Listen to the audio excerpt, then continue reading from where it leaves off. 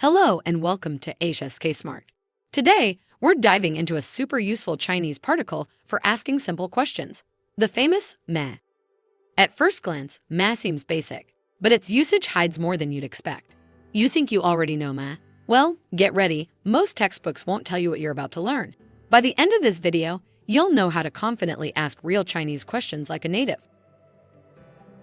In Chinese, the particle may is used to turn a statement into a yes or no question, what we call a closed question.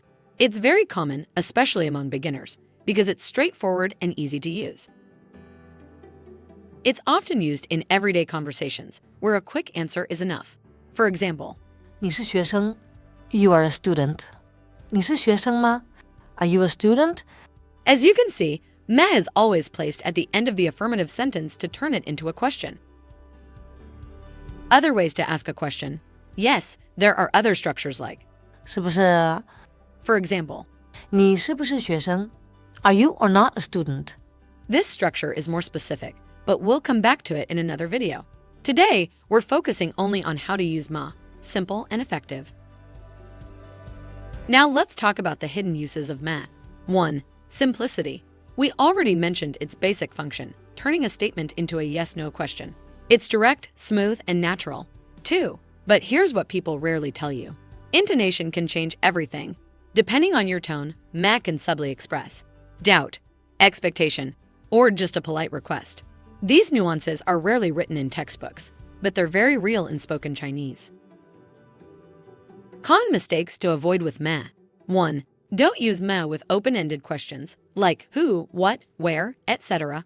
For those, Chinese uses other question structures and particles, such as 哪儿 or 什么 example, 小明是谁 Who is 小明 no ma here. Why? Because it's an open question, it can't be answered with just yes or no. 2. Overusing ma when it's unnecessary.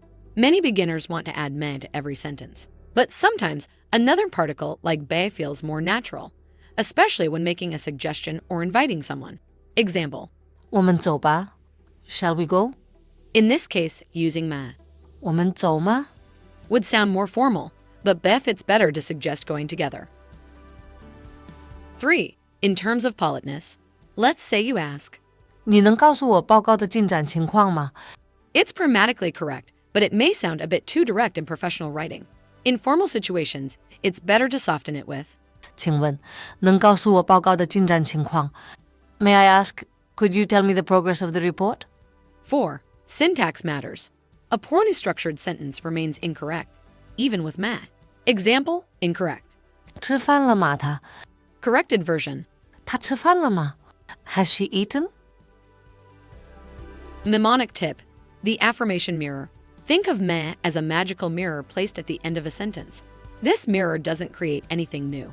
It simply reflects the sentence you just said, turning it into a question. Example, You like coffee? 你喜欢咖啡 add the mirror ma at the end. 你喜欢咖啡吗 Do you like coffee? Golden rule. If your affirmative sentence is complete and makes sense, then just add ma at the end to form a yes/no question. No mirror, no ma. Now, let's move on to the quiz. Try to guess using our affirmation mirror trick. Which version is correct to ask? Do you like tea? A 你喜欢茶 B 你喜欢茶吗 C 你不喜欢茶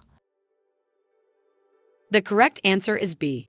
你喜欢茶吗 Why? Because ma is used specifically to transform a positive or affirmative sentence into a yes or no question. That's exactly why it appears so often in daily conversations. It makes asking quick and simple questions easy and natural. Now, you can have fun with plenty of everyday examples like, 你有会员卡吗 Do you have a membership card? 没有 No 你在家吗 Are you at home? 我在客厅 Yes, I'm in the living room 公交车到了吗 Has the bus arrived? 还没到 Not yet all simple and very common in real-life conversations. Although ma is a relatively simple word to learn and use, paying attention to its nuances and common pitfalls will enrich your understanding of Chinese and make your communication more precise and natural.